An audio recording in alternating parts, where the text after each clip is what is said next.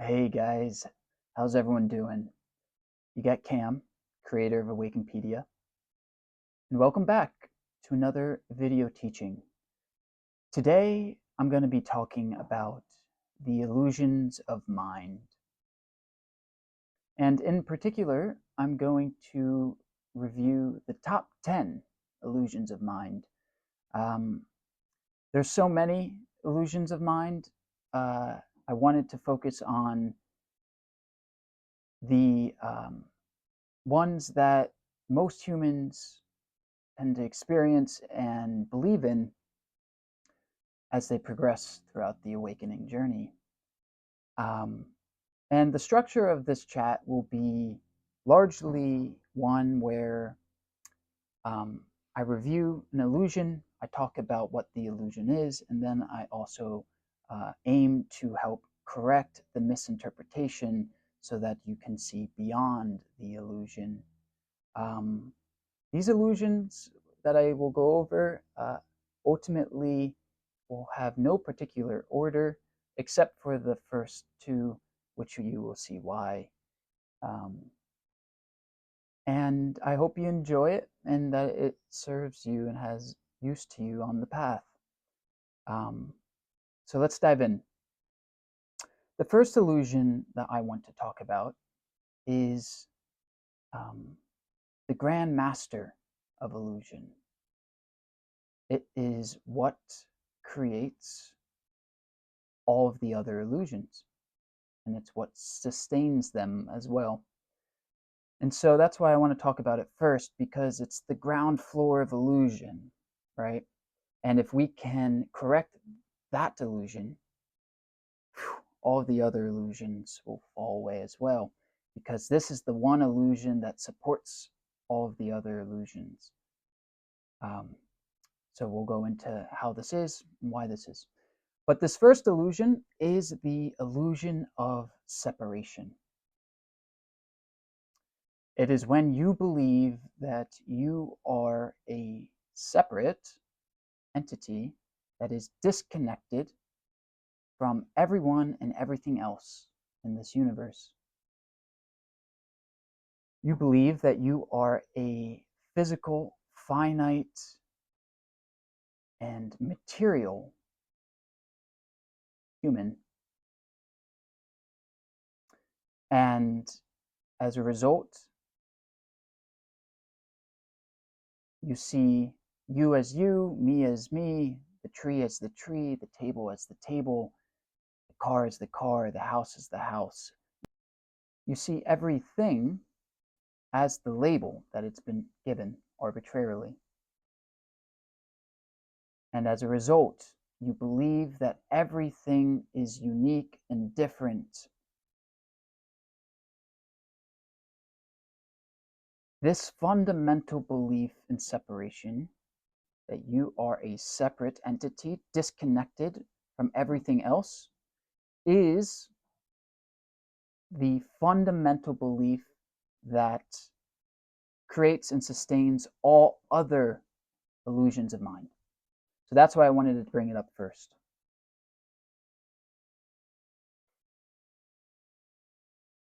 The illusion of separation. Because in truth, we're not separate. We all are of the one source. We are all interconnected by and through energy. Energy is what we are. Energy is what everything is. Energy is the nothingness that empowers things into existence. Energy is the formlessness that indwells and empowers all form, enabling it to be.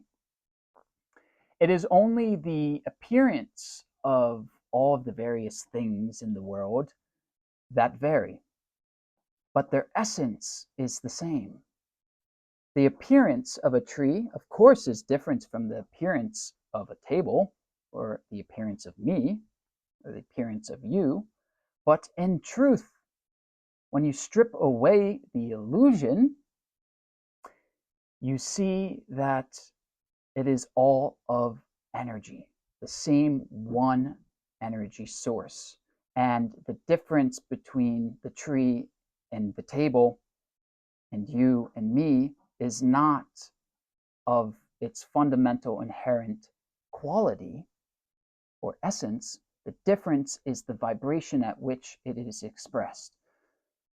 So what creates the illusion of separation is the variances in which energy is expressed, the variances in frequency that the energy is expressed at.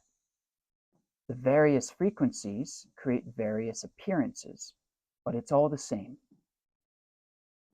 So that's the fundamental illusion, that we're different, separate, and distinct and not connected. The belief in that exists on the level of mind. It is fundamentally what creates the next illusion. Number 2, the illusion of the ego. This belief in separation creates a mind-made self, which we call the ego. But the ego, as the mind-made self, is nothing more than this sense of self that we conjure up in the mind through our imagination, playing make-believe. That's what the ego is.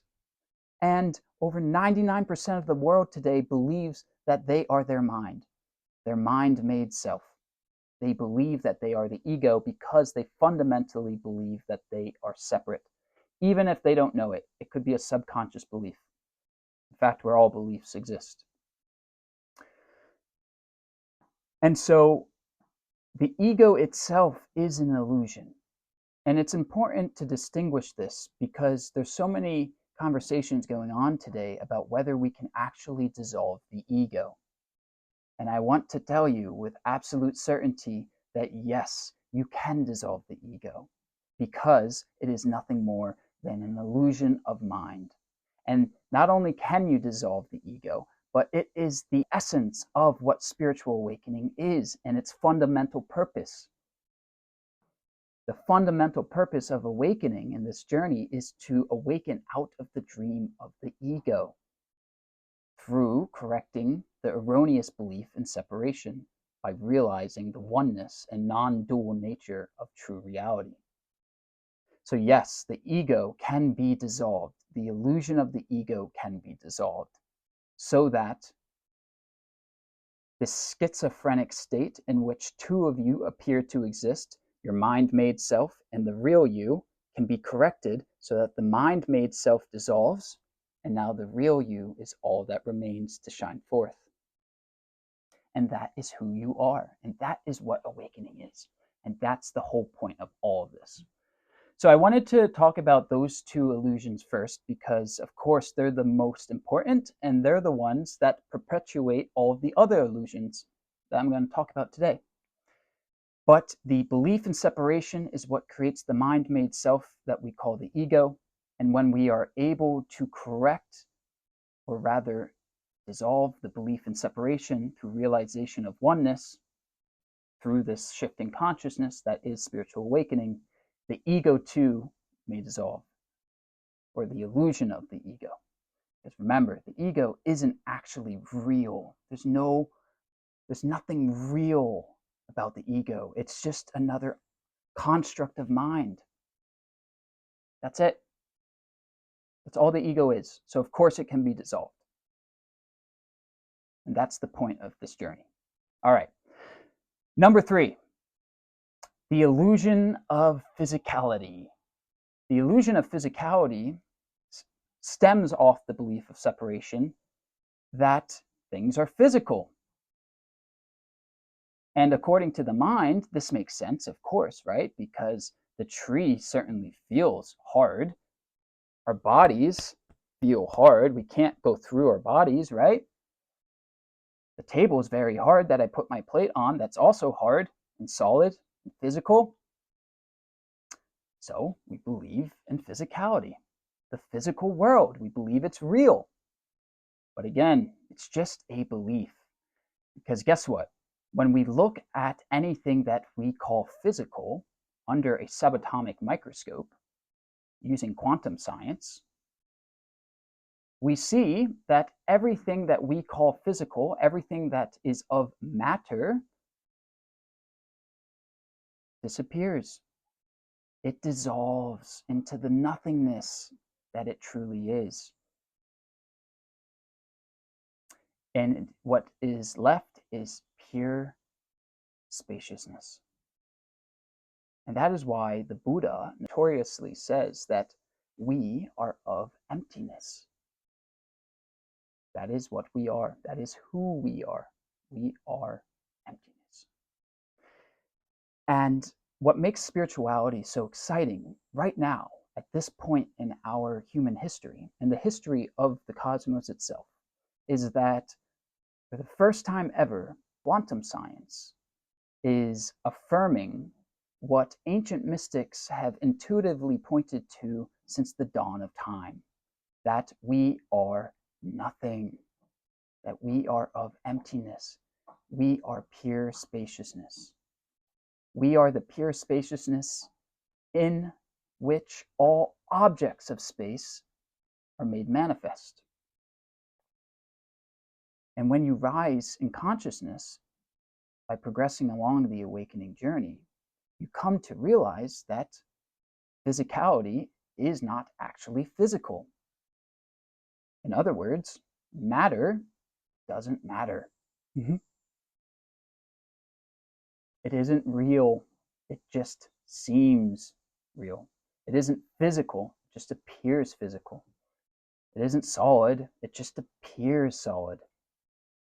Because in truth, when we're able to look at it in finer detail, all physicality, all matter dissolves. And what's left? Space, emptiness, nothingness. All right, number 4, the illusion of ownership. It's crazy to me how we spend our entire lives chasing things, trying to accumulate things and acquire things, and just continue to stockpile possessions more and more and more and more. It's never enough. We just continue to load up our plates with all of these various things because we believe that they are ours. We call it mine, my stuff, my money, my house, my car, my friends, my possessions, my things, my, me, mine, my life. The truth, the reality is that none of this is yours. None of it's mine. Everything is borrowed. Nothing is actually yours. Nothing that you have or do is yours. I mean, even when you think about it practically and logically, upon your death, meaning the end of your form, nothing goes with you. You can't bring anything with you. Everything's returned back to the earth. Everything then ultimately returns to the dust from which it arose. Nothing of form is permanent. Nothing that is yours will remain in its form. It will dissolve in time. The only question is, are you going to dissolve first, or is it going to dissolve?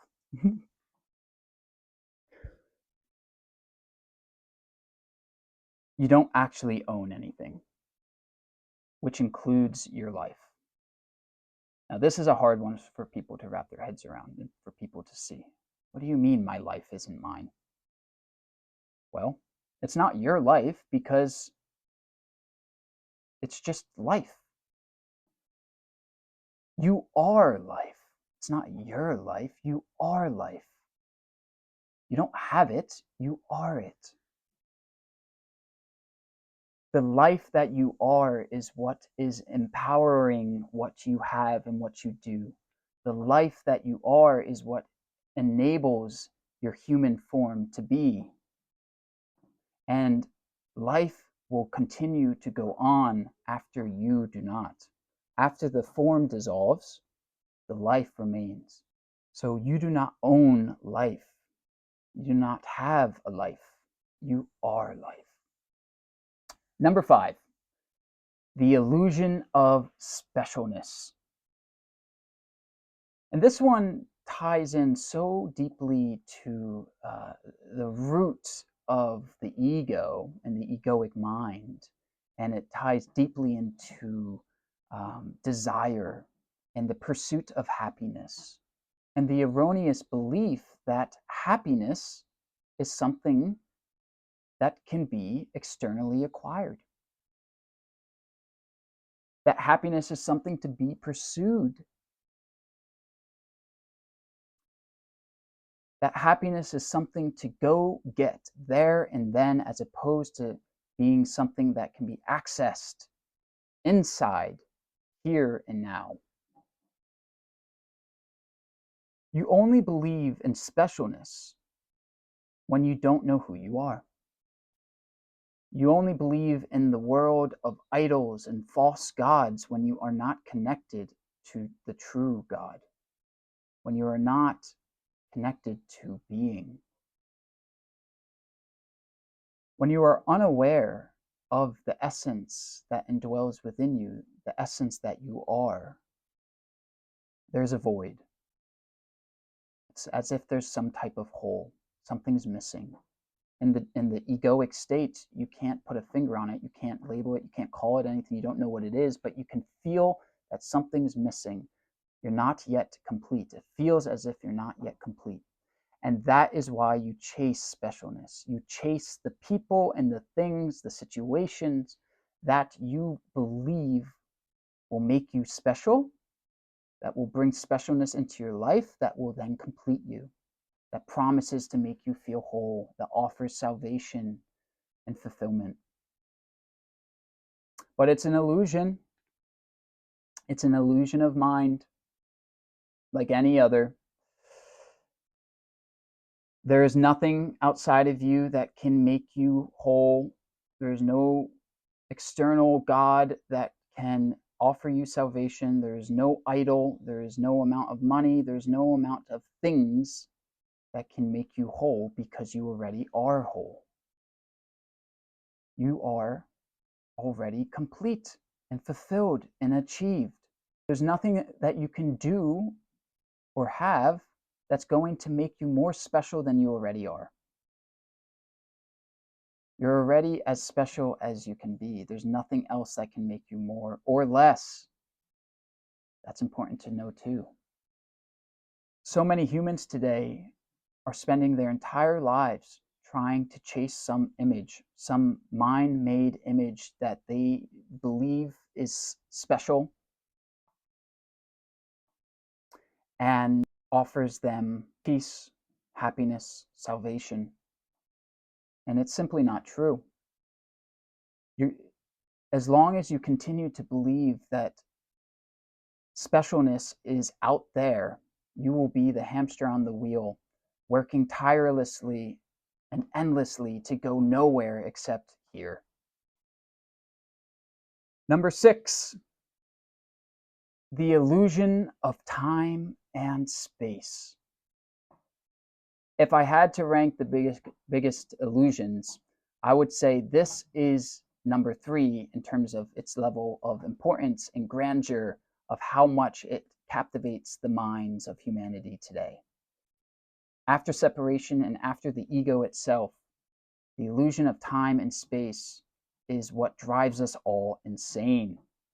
Starting with time, we believe in a past and a future, a so-called past and a so-called future.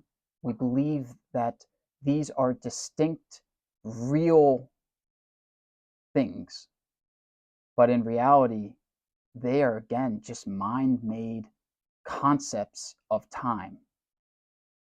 The only real time is timelessness itself, which is the now. The now is all there is, the eternal now. Because when you actually examine what the past and the future is, you come to see that it only exists within the mind. You see that they, in fact, are only pointing to the now. They are only the now. For example, When you think of the past, say a memory, which you call the past, are you not thinking about it right now? And when the so-called past happened, when it happened, did it not happen now?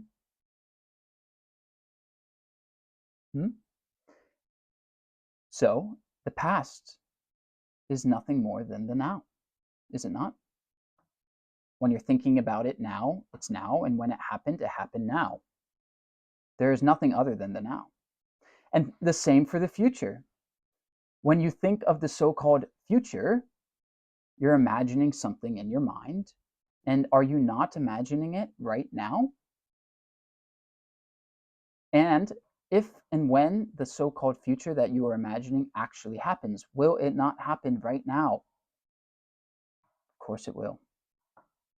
And so you see that the past and the future are nothing more than the now. And the now is the now. The eternal now is all there is. And the now is not of time. It is beyond time. It is timeless. So time, as we know it, in terms of clock time, psychological time, these concepts of time, these man-made concepts of time, they aren't real. They are made up in our minds. We've tried to quantify the timeless nature of reality by calling it time, by putting numbers around it. But in essence and in truth, there is no time. There only is. There only is the now. And with space, while it appears that we are in this incredibly vast, spacious cosmic arena, in truth, it is infinite. And just as eternity is beyond time, infinity is beyond space. In truth, there is no there. There is only here. For as soon as you get there, there becomes here. And here is here. So same as how the past and future are truly the now, the there is truly here. And what this points to, then, is that the illusion of time and space, when realized, suggests that all there is and all there ever will be is the here and now. And that is why the here and now is so often referred to as the essential gateway to realizing who you are beyond the form, beyond all of the noise of this world. The here and now is the doorway into the soul, into being, into enlightenment, beyond the mind. Number 7, the illusion of death. This is a big one as well. They're all big. It's the top 10.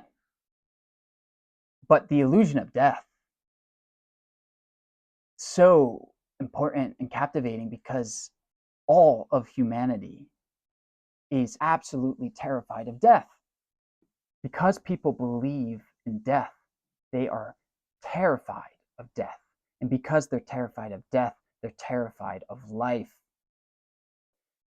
This is to say, the belief in death creates an absolute fear to live. And so, it's as if you don't live at all. As long as the illusion of death exists, you are stuck in the mind-made cage that you call life. And that's not a life at all. That's not living. That's prison. What death means to you depends on your current level of consciousness, as that is what informs your sense of self. Meaning, if you are egoically identified, so that you are at a lower level of consciousness earlier on the awakening journey, and you still only really know yourself through your mind, through your body, through what you have and what you do, the titles and labels of the world, and you derive your sense of self through form, and you believe that you are this separate physical entity, and that when the mind and body dies, you die, because that's all you know yourself to be, then yes, understandably so, death is a terrifying contemplation. Why wouldn't it be? When your mind and body dissolve, which they must, you dissolve too. If you derive your sense of identity through those things, then yes, you're going to die. And that's a scary thought. But as you awaken and as you continue to rise in consciousness, so that you rise out of this egoic conditioned mind and enter the heart, and as you further shed more and more of these illusions, you come to see and realize that death, it too, is an illusion. When death is defined as the end of life, death is an illusion. Because death is not the end of life, death is the end of form. So when you die, yes, your mind, your body, personality, what you have, what you do, that dissolves. But the real you, the essence of who you are, the real true you, life itself, the life that you are, that goes on. The energy that you are, that goes on. And when you know yourself to be of energy and no longer identify with the mind and body as who you truly are, then when death comes, it can come with grace, because you know that death is not the end of self. It is simply the transmutation of form into another form. As energy is neither created nor destroyed, the energy that you are gets recycled via the reincarnation process, and you come into another form. And that is what death is. Death is not the opposite of life. Death is the opposite of birth. And birth and death are simply natural ways in which life continues to recycle itself in various forms, various vehicles. And we'll come to see why, and I talk about this in a future teaching about the evolution of consciousness, why it's doing this. But just know for this teaching that death is an illusion. It's not real. It's not real in the sense that death is the end of you. It's just a transition of you into another form. That's all. So you no longer have to carry the fear. And that's what leads me into the next illusion, which is number 8, the illusion of fear itself. Now, the reason why I listed this one after the fear of death is because the only reason we have fear and carry fear is because we believe in death. All fear stems from the root fear, which is the fear of death, the fear of annihilation, the fear of oblivion. But as we just pointed to, death as the end of self is an illusion. And so to fear death is to fear nothing. And so as you progress along the awakening journey, you will increasingly dissolve fear as it will be transmuted into love. And the awakening journey could be summed up as a rising out of fear and into love. The world today is largely predominated by fear, this illusion of fear, because we believe in death. And so we're constantly in survival mode. And so all of our decisions and the way in which we experience life is through this lens of fear. We're living out of fear, not out of love, when we are unaware of who we truly are. And so as you continue to awaken and you come to know yourself as that which is beyond the vessel, and you start to know that you are that which enables the vessel to be, that eternal, infinite, unchanging, unalterable essence of light, that dissolves the fear. That light is of love. And when you are operating from a place of love rather than fear, you've transcended survival mode and now you are in creation mode. You're in creation mode because you are finally connected with the essence of who you are. You are connected with the creator. And this is how you become a co-creator, and this is how we start to manifest. So just to recap, fear is an illusion. And it's an illusion because death is an illusion. And when you know that you, the real you, does not and cannot die, there's no fear. You may be free falling, but why does it matter when you realize that there's no ground? And as a result, when you realize there's no ground, now you're not falling, you're flying. And now it's fun. Now you can enjoy the ride. You can just, stop taking it all so seriously. Now the world becomes a playground and you can play. The fear is gone. Number 9, the illusion of hurt. You can only be hurt if you believe that you are a self that is capable of being hurt. It's as simple as that. And you only believe that you are a self that is capable of being hurt when you are identified with your conditioned mind, when you are egoically identified, because the real you is incapable of being hurt. The real you is unchanging and unalterable, eternal and infinite, as the real you is of God. And God is beyond hurt. And so the real you is beyond hurt as well. When you experience hurt, it's not the real you that's being hurt. It is the mind-made you that's interpreting hurt. It's the ego that is saying, I am hurt. It's just the mind. It's just a construct of mind. It's not real. It's not true. It's just your mind, once again, playing make-believe and making this stuff up. And so what you realize when you hurt someone, someone hurts you, what really is going on here, it's just ego play. It's the folly of ego play. No one's actually getting hurt. It's just one mind-made self that is hurting another mind-made self. And it's all happening in the mind. It's all just some drama.